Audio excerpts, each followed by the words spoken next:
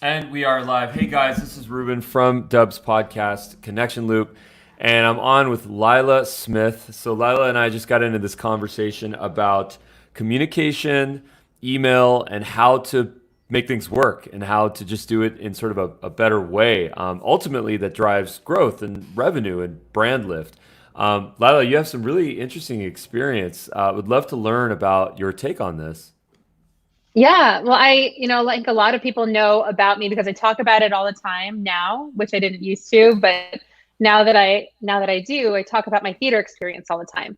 People Hmm. know me as a former actress, but then they don't know that I used to run an e-commerce department, and that was the last job that I had before going full time with Say Things Better for myself, doing communication training workshops. And I was the person in charge of all of the moving pieces of the department, but I worked really closely with marketing and with our email campaigns and creative direction. And the reason why I think I was a little different in that role than some other people were is that my acting training prepared me to be a really good listener. So asking the right questions, like, are people opening our emails? What are they doing? What is their behavior telling us? Listening the same way that I would listen to other characters on stage, even when they weren't saying anything. That user behavior can tell us a lot about what people like about us, what's resonating that we're offering in our communication. So this is almost like you're talking about real like social cues and Mhm. this kind of synchronous two-way understanding what your audience is feeling. That's a really interesting connection. How is it that we can do that better in a digital way?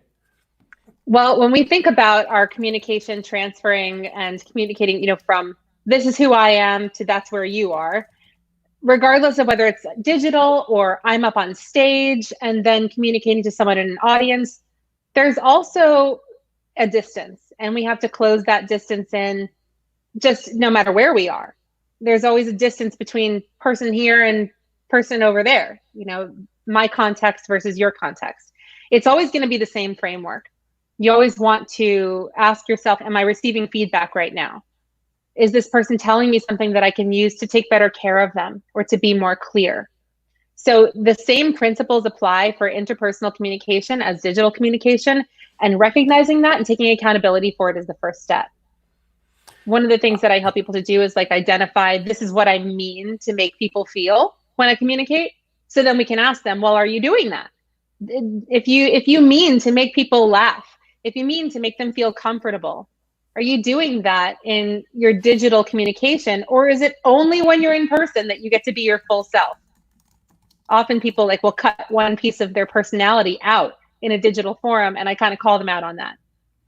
Well, I think what we're really talking about here is this idea of conversational video, even sometimes, because Yeah. right, because that's the easiest and sometimes the first way to get data, to get a response back, to start a convo, really. And actually, this was a term that Violet Rainwater, who was also on this show. Violet is an incredible speaker and leader and strategist, and she started to explore this idea of conversational video. And I think we're seeing a lot more of it, especially on LinkedIn, where you and I connected, Yeah. where it's this idea of, we're a voice, we're a brand, we have our thoughts, we're putting it out there, and then we're starting a conversation. And I think that's the beginning of a following, really, and that can parlay into LinkedIn, that can go to email, Any can go to platform. Yeah. so many different channels. Yeah. So what has been your experience with this idea of having this kind of like two-way conversational? Video gives people more information than just the written word. Video shows people your facial expressions. It shows what you're lit up about or what you're angry about. You can see people's expressions. Our faces move, giving billions of tiny little data points to the people who are listening and watching us at the same time. If we don't take advantage of that medium, it's like we're saying we only want you to have maybe 11% of our communication. We want you to understand the information of our value, but not necessarily the feeling of what it is to come from us. You can read tips on how to do really good email marketing by Googling something. There's a reason you're watching this video. There's the reason that you're watching me talking to Ruben. right? If you're here and you're like, oh, email, but Lila's talking about it. She's the one who talks about Say Things Better. She's that girl who was an actress. What's that going to be about? They only know those other things about me. They only have that context, if they even do, because I've done video, because I've let people in and I've shown them more of myself than just, hey, I can get you 3,000 email subscribers when you had none, like who are organic, who are exactly your customer. So claim so many other people on the internet. They're watching this video because we've already connected. Mm-hmm. Two-way conversations like you and I are having right now. Like I can see you almost like you're here in the room with me. Yeah. And we have that, all of those communication data points that you get from video. It makes our connection stronger than just reading what someone wrote. Those are just words. The rest of it is really where the magic happens. Yeah, I love how you put that. I mean, when I think about this idea of creating a following where people are looking forward to getting something from you. When we think about email marketing, a lot of the times we think about just, hey, put this in the promo folder, delete it, archive it. I don't want to see it, right? So this idea of actually looking forward to getting an email saying, I'm going to learn from that. I'm going to be delighted. It's going to be entertaining. That's really hard to do. That's probably, I think 1 out of every 1,000 marketers can actually pull that off. Where people I delete look forward. most email. Myself, and I unsubscribe from things all the time. I really need my inbox to stay clear. It's cluttered enough as it is, just because I take on so much. So my inbox is this sacred place. Yeah. And I don't want anything in my promotions folder. So if I don't feel like something warrants being featured, being something I really want, then I want them out. I'll unsubscribe. Yeah. I look forward to emails from Blake Binns of Good Advice Consulting and the Good Advice podcast. I look forward to his emails because they share these stories that I can relate to, either because I've been through them myself, or I know another business owner who could relate. So I really enjoy getting his emails. And every time I get one, I open it because it's like getting an email from Blake. But he and I also connected, more like this, live on video. And that happened first before I became a subscriber of his. And I think that because I hear his voice, because I know his face, because I know what it feels like to have this time with him, I can then read his emails in his voice. I can read his emails coming from what I know him to be because I was exposed to him on video first. So it's almost like what you're talking about is this idea of a personality, a voice, a narrator, someone that you can connect with on a human level versus that corporate entity, this corporate voice. And I feel like that's a little bit of a paradigm shift now that we've experienced. It is. Right? And I think it's much easier for solopreneurs or coaches or people, consultants. That's an obvious thing to do when they're selling themselves and their own services.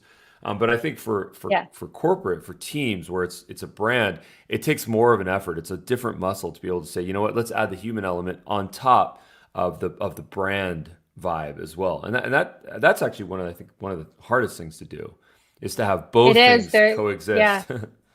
It is because you're on your company page. And then you've got your employees who have their own pages and you're like, well, shouldn't the personal voice come from them? But if you even look at how that conversation goes between the brand and their internal ambassadors, the people who can go out and share the word about them, look at some of the success stories of how that's working. You and I connected on LinkedIn. LinkedIn is a great example. If you look up hashtag LinkedIn Life, you'll see some posts by people who work at LinkedIn talking about their experience. And sometimes LinkedIn will feature those stories on their own company page. One of the things that I think that they do well, that Microsoft does well in franchising, Ramel Mitchell, who's their community engagement director, having these people speak on behalf of the company, but also from their own lens, it makes it feel more real. And it makes it feel like people aren't being sold to. I think we're so tired and we're so over being sold to about the value of a brand and the tools. we might need those tools, but we don't go somewhere to hear about them until we need them in the moment. That's why Google is still like number one for like, I need to learn this now. If you need to learn something now, you're going to Google it. You're going to say, how do I say things better? And that's when I'll pop up, you know? Oh, that's cool. Yeah. But So, if so, I'm doing like consistent voice, consistent marketing, conversations like this one, and mm, content on social media, maybe I can stay top of mind enough for people that when they have a communication challenge, they're like, I don't even need Google. I know exactly who to go to. That's my plan. okay, that's interesting. So you mentioned a couple of topics that I think are also challenging, which is how to sell without selling, how to not be salesy. A lot of the times we find ourselves as marketers, as salespeople, to be in this survival instinct where our goal is to drive revenue and to lift brand and to get conversions and engagements and whatnot, right? So Mm-hmm. as a result, it parlays and it kind of creeps into our language, into our video content, into our email copy. How do we take a step back from that and not be salesy like that, but at the same time, in the long term, be driving our brand? Well, you have account executives, right, who are usually the people who are in charge of going and getting new clients and doing the sales, the outbound, or even like receiving inbound. And then you have account managers, the people who are really in a job to take care of accounts. I think if you take the attitude and content of an account manager and act as if you're already taking care of that brand, you're already Hmm. providing value to them. You don't have to sell them on anything. They're already part of your team. They're already a partner or a client. And you use an account-based marketing approach to taking care of those people, you create a very strong magnet. And I mean down to at tagging and using company names. I talk about Gatorade pretty frequently. I think that I can help them with some stuff. I have an idea of who they are and what their voice is. And then, I see their social media content and I'm like, I feel like they're not talking to me. Hmm. And if they're not talking to me, then they're also missing out on an entire market share of people who are constantly going, going, going, going, going. The people that they should want to champion, who are doing good work in the world, but maybe aren't performance athletes. I still need to hydrate. I'm still like really tough. I still work, 15, 16-hour days sometimes. Gatorade should be marketing to me. Hmm. They should be talking about electrolytes and they should be talking about hydration, and they should be championing people like me, people in the startup community, people who are entrepreneurs, people who are teachers who spend their own money on art supplies so that their kids in their classroom will have something, or who sit in their driveway and read them a story because we're in quarantine. Why isn't Gatorade talking to those champions when they're missing a tremendous amount of market? So when I bring up their brand, and I'm doing it again here now, eventually someone over at Gatorade is going to be like, all right, Lila, what do you have to say? How should we say things better so that we can get you to buy more Gatorade? And by you, I mean people like you. Hmm. So if they came to me, I wouldn't be surprised because I've been talking about them forever. If you have a service or a product that you think would fit well in a specific business, talk about it. Call them out by name, tag in people who work at that company. Think about what their issues are.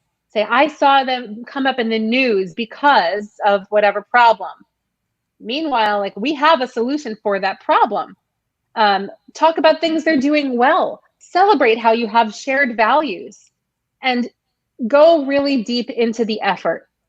If you really care about nailing a big account, care for them as though they are already your big account and show that care through content.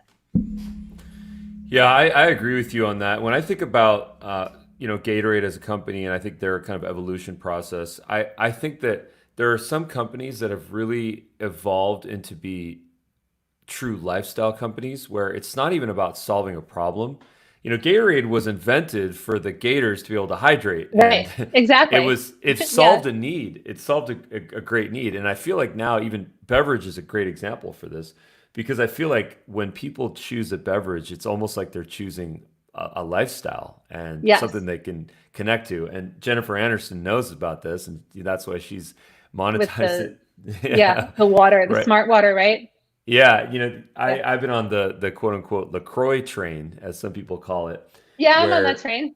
yeah, right. So, I was just telling someone about that. I said, "Hey, I've been enjoying LaCroix," and they said, "Oh, you're on the train. That's cool." And I realized in that moment that it's a people are connecting to that not just because it's a beverage and it's basically slightly flavored carbonated water, but there's a connection that you get and a feeling that you get. And I feel Yeah, like Gatorade, I feel like is about to, once they connect with you and once they start right. working with you, they're gonna get an unlock and they're gonna 10x their business.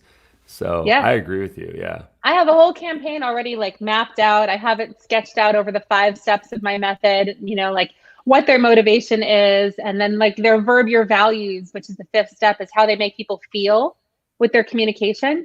I'm just guessing that like their values, how they care to make people feel, is they want to fuel, to quench, and to champion Mm, their communication partner.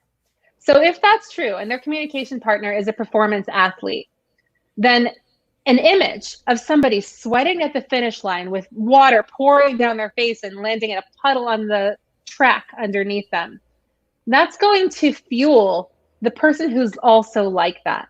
mm. I see that picture and I'm like, oh, it's clearly not for me. That's not how I get my sweat on. Maybe I'll dance it up, to that point, but like that's not me. If Gatorade wants to reach a different communication partner, if they want to reach people in the startup community, they need to pick champions of startups to show. They need to show the champion within, not just that athlete who's still in training. And athletes who are really the best are always in training. But show a person who's at the beginning of their startup journey.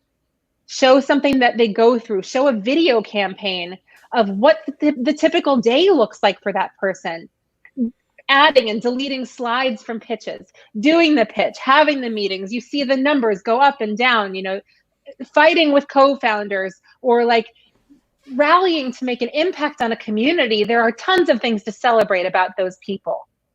So Gatorade would have a really easy time creating the actual content to celebrate the champion within every kind of person that exists. Reach those people by showing things that will fuel and champion and quench them, those people, and you'll immediately make more sales because you feel as a customer, I guess Gatorade champions me, and I'm looking at their social media and I'm fueled by the pictures that I see. So what you're talking about really is this kind of emotional connection, this Yeah. long-term emotional connection. We as human beings, we feel such strong emotional connections to our friends, to our family, to causes, to social justice, to whatever it may be. But I think what you're talking about is this connection to a company, a brand, a Yeah. profit, a for-profit entity that has some product or service that's selling it. And we've seen some tremendous success stories with this. And where do those come from? Do they come from, is it compassion? Is it empathy? Is it motivation? I mean, I think it's almost a healthy combination of a lot of these types of things. But ultimately, it's back to those original ideas of marketing, where marketing is about just making us feel something, like in a very authentic and legitimate and long-term way, Right. And that's I think ultimately what drives the loyalty. It's thinking about those people and what makes them loyal. So I Mm, might be loyal to a brand that makes me feel fueled and motivated. And somebody else might be seeking more comfort, ease. Like if you think of something like Charmin toilet paper, they're communicating with a different voice about different values than what Gatorade is communicating. One wants you to go harder and the other one wants you to go softer. And so the mm. way that they make you feel is specific. It's on purpose. It's intentional communication. Thinking about that end user in mind first. What does that person need to feel in order to choose my brand over someone else's for a similar product? Mm. Well, my favorite campaigns lately are the ones where companies actually say and show that through technology, through innovation, that you can use quote unquote less of their product, because it's more efficient. So this applies to paper towels or toilet paper or cleaning Yeah, product or yeah. soap. They're like, use less because, you know, we innovated and we can save on plastic and save on, you know, all these resources, you know, sometimes Right. We non-renewable. want to be the last blank you ever buy, like that. Yeah. You know, Yeah. and those make me trust a brand. And I think trust is the biggest thing. And when that trust gets broken, that's one of the hardest things to recover from. And we see Yeah. those stories with anything safety related, you know, whether it's a food, it's a beverage, you know, there was some sort of a recall of foreign contaminant that was found in it. You know, so I think trust is a really big component of all of Yeah. this. Trusting that you know that the content in an email or the product that you bring home or the stuff that you drink or the stuff that you put on your kids, knowing that you know it's good, you know. Yeah. You want, I mean, things happen though, right? Like all the time. Transparency then has to be your best friend. Like Mm, if you are, I don't know, like I don't want to use a brand name for like a negative example, but some fast food chain, and you had an E. coli case with like all of the lettuce that you were using for all of your, or so many people were getting sick. The way to earn back that trust is to say, look, this could have happened to anybody, here's the nature of supply chain and of our responsibility for testing and for quality. Here's where we messed up, and take accountability, and then say, here are the steps that we're taking to overcome that, and we'll show you all the way. Create a whole landing page on your website that's just about safety and talk about it. Share weekly stats about your safety and what you're doing to overcome something like that, so that you rebuild trust once it's broken. You're not just willing to give up, and fail, or grasp at like, oh, please come and like we'll give you quarter burgers, we'll give you our food for free. Doesn't rebuild trust. Communication mm. does. Right. No, free food to me, I just go in the other direction. I'm like, ah, no, I'm good. Why is that Right. free? What's wrong with it?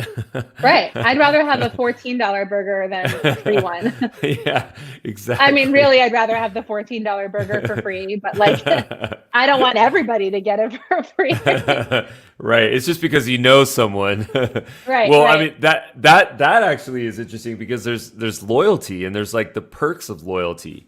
You know, Yeah. it's like this exclusive access and loyalty programs. And I feel like even in newsletter, to stay on our topic, is, I keep seeing this idea of a general Facebook group, a general email newsletter, but then I think a lot of companies are doing this VIP, like special group. Like if you opt in, or if you maybe subscribe, or if you pay for something, then you get access to something special and you get the perks and you get the Yeah. I give the people on my email list first access to pretty much anything. If I'm doing a course and I'm capping it at, you know, or like a live thing and I'm capping it at 10 people, I want them to have the first access. right. Also, it's easier for me to be like, well, I know I already like and work with these people. I do have a VIP list, that I'll reach out to first. People who've already paid to work with me will get access, to anything that I do first, because those people are already out there making recommendations and generating business for me. The better that I can take care of them, the more that I want to. Also, in terms of like engagement and interaction, if I'm looking